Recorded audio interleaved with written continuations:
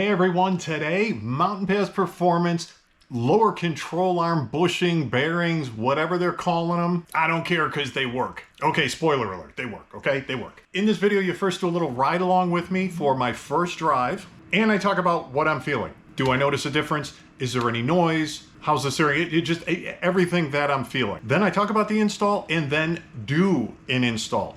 I've seen a few different videos, saw the instructions on Mountain Pass Performance, and they all seem to kind of focus on the pressing part. You need a press to press out the old bushing and put the new one in. And that's kind of what they focus on. And it probably is a good thing to focus on because that is different than what you might be used to with any other kind of install. But I go through the full install, all right? I not only cover the press and how everything needs to be pressed in, but I do the actual install and show you everything. And right now, I'm doing a little bit of a follow-up because I just spent, I don't know, I put maybe a couple hundred more miles on these bearings, bushings. When I was first driving the car, I didn't really notice any road noise or anything like that. However, the next day when I got in the car, it's very quiet, you know, going, I don't know, maybe up to 20 miles an hour or so. I think I'm hearing a little bit more road noise. What it sounds like to me is if you basically pump your tires way up. All right, if you've got your tires, let's say, I don't know, set at maybe 38 pounds and all of a sudden you pump them up to 44 pounds or something like that. You're getting more of that small road noise, but then as soon as you get above maybe 20 miles an hour, 30 miles an hour, that just goes away. Because of the other noises are just so much more higher than those noises. Unboxing, ride along, talk about install, and then we do the full install. All right, so check it out. Watch the install. If it looks like it's too much or whatever, or you want to see if you're going to be bringing your car in, you know what's going on with the install, and then you'll know what to tell a mechanic or a shop to look for, to pay attention for. Hey, tell them to watch the video. All right, so let's get on with it. First drive. Ooh. Ooh. Huh. Yeah, this is definitely quicker. This steering wheel is just like, wow.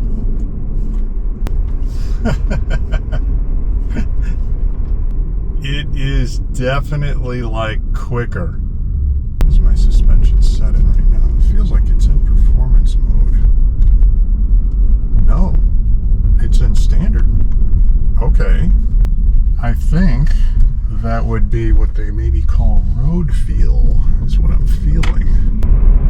Yeah, I mean, I'm going over all these little bumps and things in the road, and everything feels normal. It's not like anything feels harsh. I don't notice that in any way. I'm not hearing any more noises, from the suspension. Yeah, and by the way,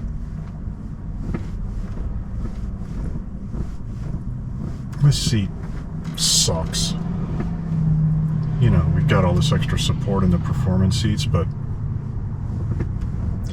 and this seat always creaks, always creaks. Bring it to Tesla, and M3. All right. Bring it to Tesla the day of, and it's creaking. I go in there the next day and they're like, hey, these seats don't creak. What's wrong with them? I said, they creak all the time, both of them. I get in the car and I'm doing this, not a sound. I swore the guy fixed them or whatever, and he was laughing, but no, he didn't. I was talking with the tech. That day, that moment, they didn't creak. Next day, back to creaking. Anyway, I got to go back and get these things fixed. And they replaced the entire seats. I drive around and it's like you accelerate, creak. The steering now feels like sport mode steering. Because when you put the car in sport mode, the suspension gets tighter, so the moves you make feel more direct. That's how the steering feels. It feels like you just went into sport mode, yet the suspension is driving around like it's not. It's just when you're steering, that's kind of how it feels. I don't know if that explains it. But now I'm going to put it into sport mode. Okay.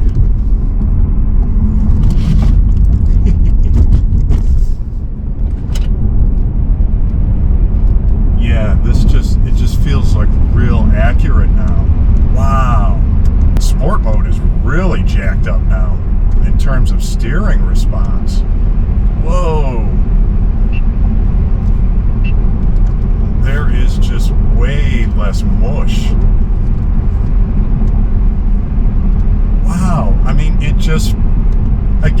car feels stiffer.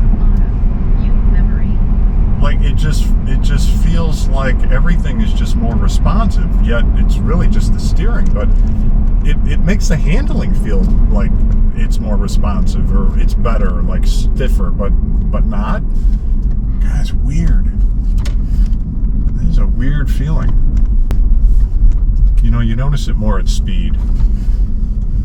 That's the other thing. So, like, when you're going slow, you kind of don't notice it. You know, it doesn't really, nothing's changed really when you're going slow. It's when you're at speed, everything feels just like more, it's more responsive, okay? But yeah, it makes the suspension, I'm just gonna keep kind of repeating this. The suspension feels like it's stiffer. I thought I was in performance mode just by the way, as I was picking up speed and just, you know, turning the wheel. It felt like I was in performance mode, but I wasn't. And then when you're driving straight and slow, yeah, everything feels the same. And then the quicker I got, and then you go into performance mode, and the quicker I got, it was like, it was really noticeable, just like instant, or way more instant response. Again, never driven like a truly jacked up car, but yeah, definitely it's noticeable. And before I put this on, I was messing around the same way, you know, down the streets, slower, faster, and just back and forth, just so I can get like try to get some kind of memory of that feel. And yeah, this is it's definitely more accurate. I could see how if you were tracking your car, but it's just like a huge benefit, because it's just instantly accurate. Whereas before, I mean, you know, you would turn the wheel and sure, it would get there, but now you can just tell it's just instantly there. Wherever you're trying to put it, it just instantly goes there. When I was just taking that corner and there was that other car, was a white Honda there, it just like, I wasn't used to it kind of just correcting that quickly. You know, you really have to adjust. If you've been racing your car before, just taking a lot of corners harder, you have to adjust. Like, I really think I turned the wheel the same I kind of would have, but all of a sudden I was like, ooh, it's already there. I needed to kind of back off a little bit and then do it again. So yeah, this is nice. Again, if you're racing your car, this is like, I mean, man, you've got to have this. Yeah, well worth it. So install's not bad. It took me a lot longer. It always takes me a lot longer, just because I'm with the camera and everything, you know, you realize you don't have the lighting right, or this, or you're in front of the camera. Everything just takes a lot longer. And the only issue that I had with the install was really with the press. The press I have is just, you know, a Harbor Freight cheapo thing. And I think I didn't have it like, when you're using a press and you know, you've got the pressing rod, you got to make sure that it's centered, everything is as level as possible and that it's centered. I think I had it off and it started pushing the bushing off, and it's not a tragedy. You just see it immediately and you're like, oh. So you either try to correct or try to, you know, you got to like press it out from the other side or whatever, press it back out and put it back in. But that was like the only issue that I really had, and it wasn't a big issue. Otherwise, yeah, the install, I would say, like I said, with the doing a suspension, I've got videos on putting the Mountain Pass coilovers in, the comfort coilovers for the previous Model 3, and then also for this Performance Model 3, I've got the coilover conversion kit. I have videos, how-to videos on both of those. I said in those videos, if you've ever done like a full brake job, meaning where you have to take the rotors off, calipers off, and everything else, you really have the skills to do this job. You do need that press. I don't know. I did end up using that press for something else. We've got a thing on lug nuts. It came in handy there. Otherwise, I really don't need this press. It would have been nice to have been able to go somewhere and have these things pressed, you know, on and off for me. But at the same time, it's kind of expensive. It's super inconvenient. You got to like take your car apart and then have another car, go to the shop, have all that done and pay them. I'm not sure how much money, but You know, this press is $160. You know, maybe if you got a couple friends, you know, whatever. It ends up not being that much. And the convenience factor is huge. I was able to do one side, and I did all the press. And then I was like, you know, it's getting a little bit late at night. I'm just going to wait till tomorrow to do it, to do the other side. So I did. If I was doing it at a, you know, you can't do that kind of thing. So anyway, other than that, yeah, the install is like, it's simple to take that lower control arm off. You know, it's pretty easy. And, you know, you're going to need a torque wrench, and really that's about it. You know, watch the video. Yeah, this was worth it. I wanted to do it on my prior Model 3, but I just didn't. I hesitated and just didn't. And now I got it like early, so I'm going to be able to enjoy this a lot more.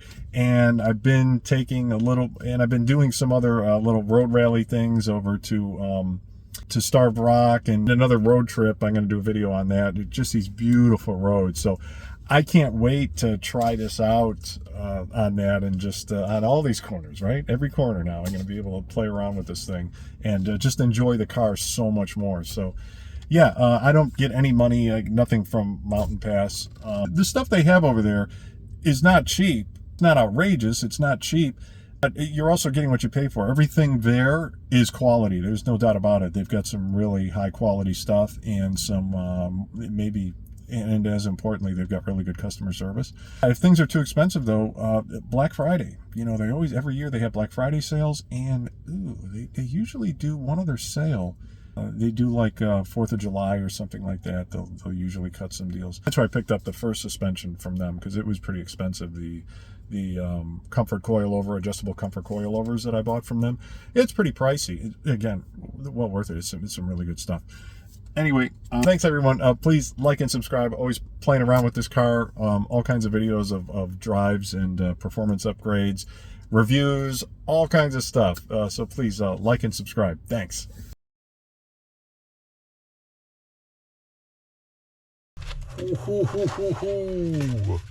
Oh yeah, check that out.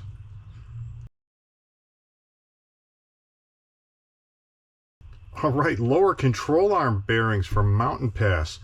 All right, these are the press tools that you get if you order them. If you don't order these, I'm not sure how you're going to press these out. You know, I'm sure you could just find these somewhere on your own. But yeah, good luck with that.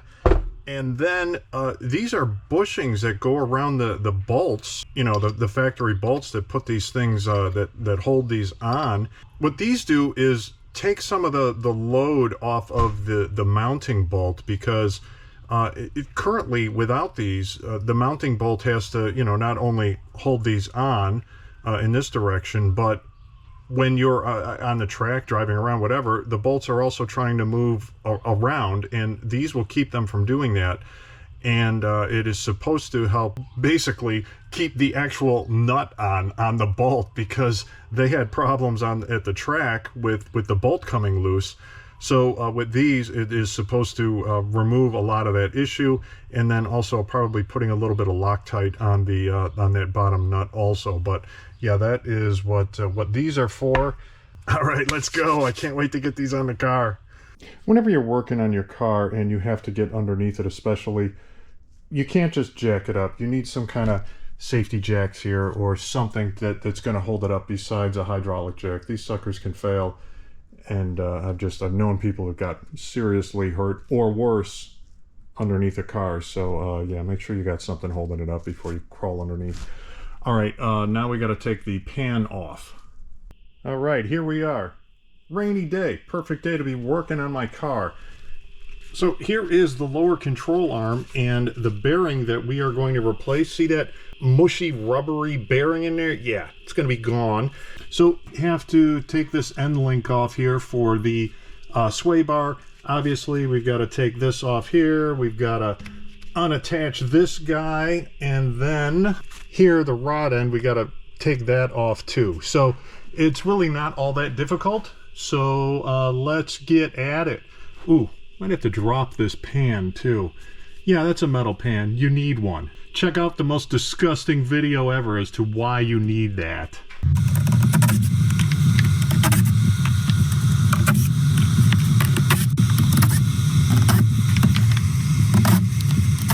Everything is 10mm except for these two bolts back here. These are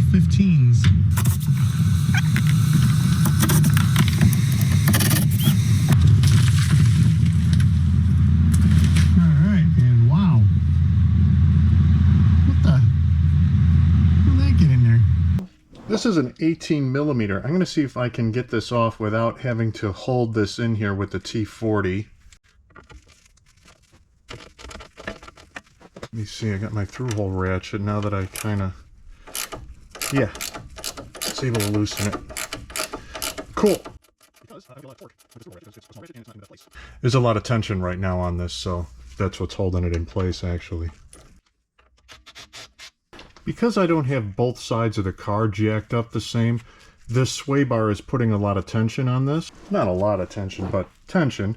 So I've got this big pry bar, and do that to take that end link off of there. Okay, now let's get these two bolts off here. Okay, these are 21 millimeter or 13/16.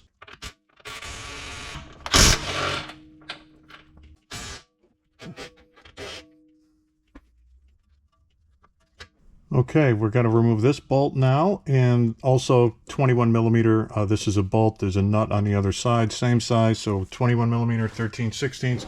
I'm going to try and loosen the nut on this side first. See if it turns this bolt. No. All right, can spin that off.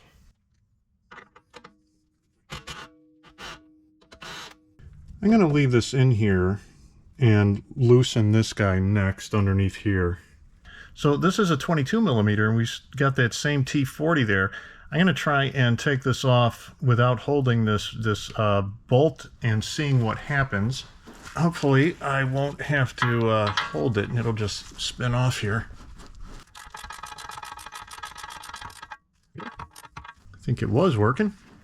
Let me see if I could zip it off here. All right. Wow, check out that fancy washer. I've never seen anything like that. It's like a double layered lock washer. It treads on it here and everything. Wow, that's crazy.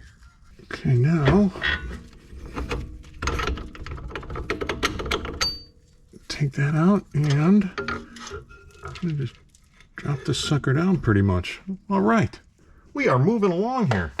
So I'm only doing one side at a time, so I don't really have to label this as passenger side, but you know, you would do that. And I'm going to label front side, rear, and a couple other things. I'll show you when I am done. So I've marked this one up already. This is passenger side. This is the front, so it sits like this. This is the rear side. And I also have, here, I'm going to mark it on this side too, where the current bushing is, you know, where it's lined up, and then which side is up. Because here, this side is going to need to be up because this has this indentation machined in there. You know, this side does not. And we want this side to be up because the bushing they have, you can see it's got that machining in there, fits in there. So it's going to be, so it's basically going to be like this. So that's how we want to press this one in.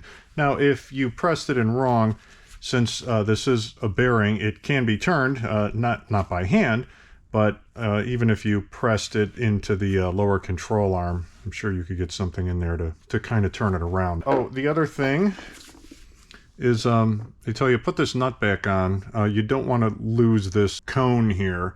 Yeah, it is separate. I was going to say mine didn't look separate, but yeah, that is separate. You don't want that to get lost because, you know, you're kind of walking around with this thing, putting it on the press and everything. So yeah, it's a good idea to do this. All right, so we have the larger diameter tool here on the bottom.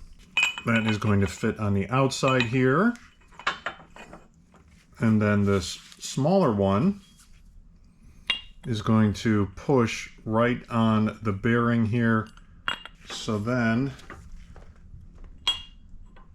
we are always going to be pressing from this side here, the rear side.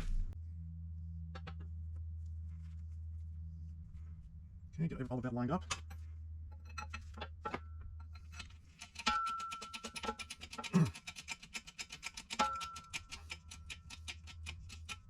Okay, making sure everything is lined up and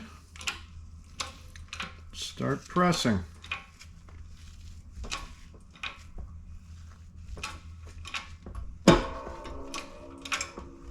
go, broke loose.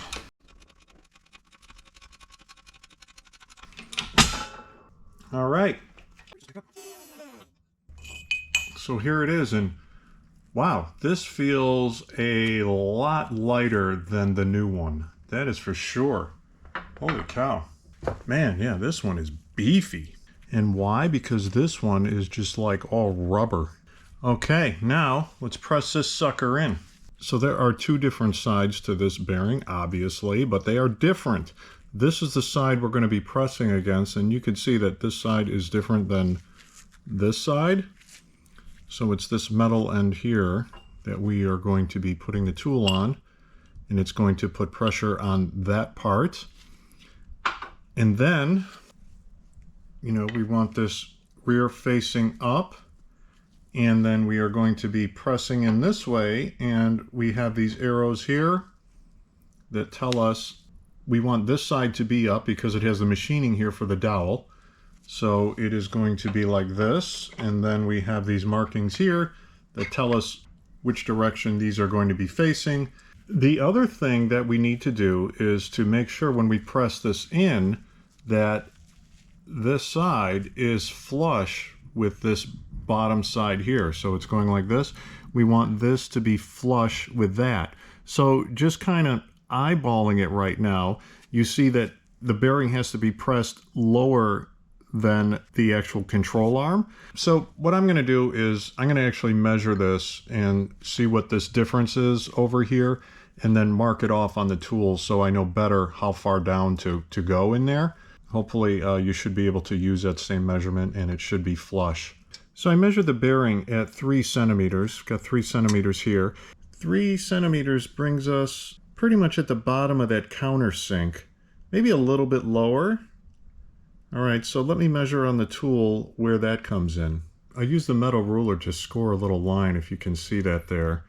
So now I'm going to put the tool in, and you can see it from underneath where that is. Line it up with the line, and then I'm going to mark it up here so that I know how far down to go.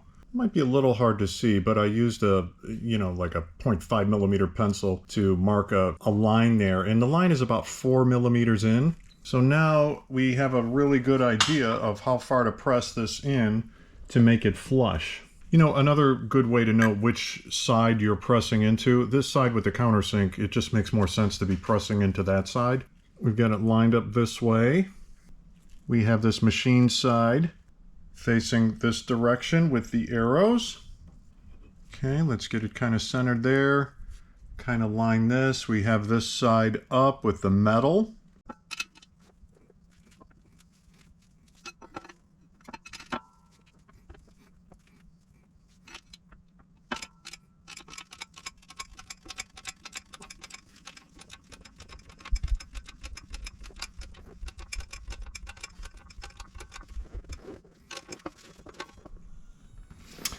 All right, we are right at about that mark I made there, so let's see how flush we are.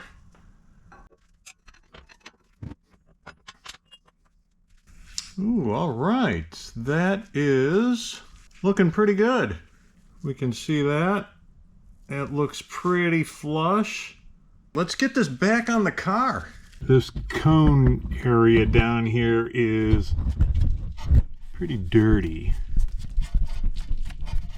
So I would advise clean that off a little bit. So I guess I've got one of those cars where the bushing doesn't fit. Here, bushing fits in there no problem.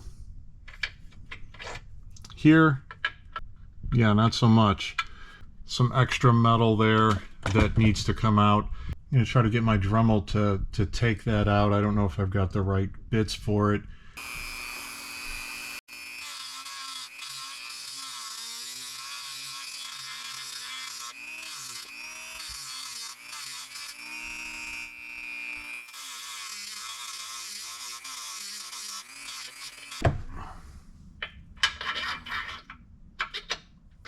I think I'm good.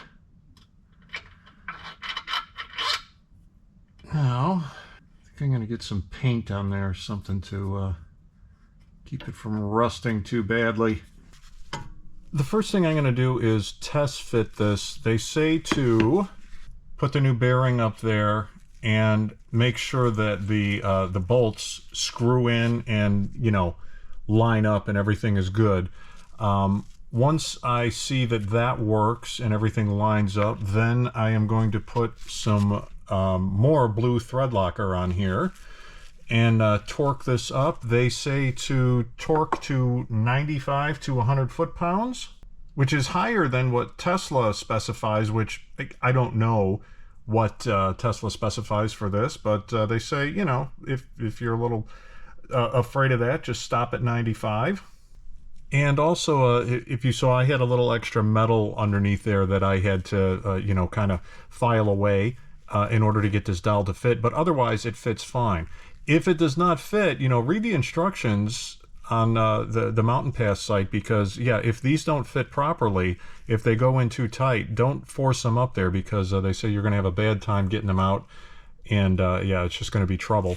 But yeah, mine fit in there fine, but yeah, I do want to make sure that with these in there, I'm still able to thread those bolts up. So let's check that out first. This is a little bit of a trick. I've got this bolt in here just to hold this up, and the issue is that, you know, we got to get those dowels up there, and this whole thing is kind of off just because this is kind of all over the place.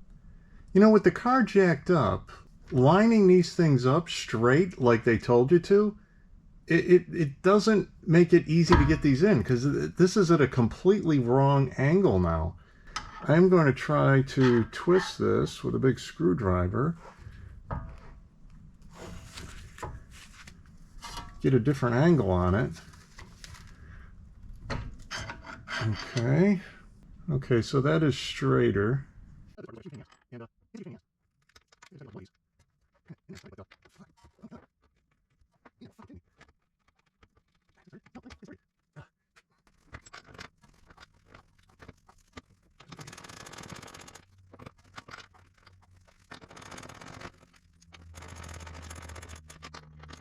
All right, so everything lines up as far as the bolts and the threads up there and the that welded on nut. These are in, so what I'm going to do is like back one out at a time and put some blue thread lock on it, you know, put it back in and then take the other one out and do the same thing.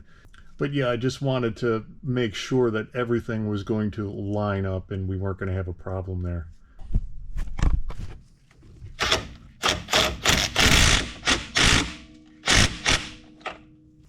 Alright, got the torque wrench set to 99 foot-pounds.